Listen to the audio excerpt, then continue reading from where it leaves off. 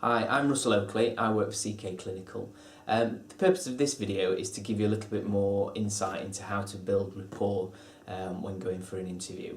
The process can be looked at in three parts: before the interview, during the interview and after the interview. So before the interview, what can you do? Well, you can do a few things. You can look at LinkedIn, you can look at Google about the person that's going to interview, a little bit more about what their role is within the company. Maybe a little bit about their hobbies and things like that. Again, these little things can be used when you first meet that person to build a little bit of rapport, a bit of an icebreaker, that kind of thing. Don't go too in depth with it though. It can look a slightly stalkerish if you go a little bit overboard with that.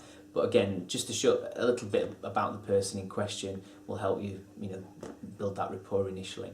So when you get there, what can you do? Well, ensure you get there 10 minutes early. There's nothing worse than being late for an interview. It also settles you down. Getting there early, and that allows you to prepare in your head mentally about the interview. But it looks good as well, and it will build rapport that the interviewer knows that you're already there. Greet with a firm handshake and a warm smile.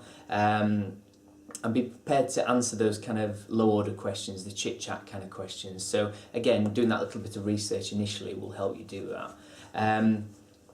And obviously at the end of that interview, thank them for the time, and ask them, generally when you're going to hear back from them in terms of the interview process as a whole. So after the interview, obviously when you get home, what can you do then? Well, that's really a good time to follow up with an email. Most people tend to get an interview request through via email these days. So email the person back, thanking them for their time.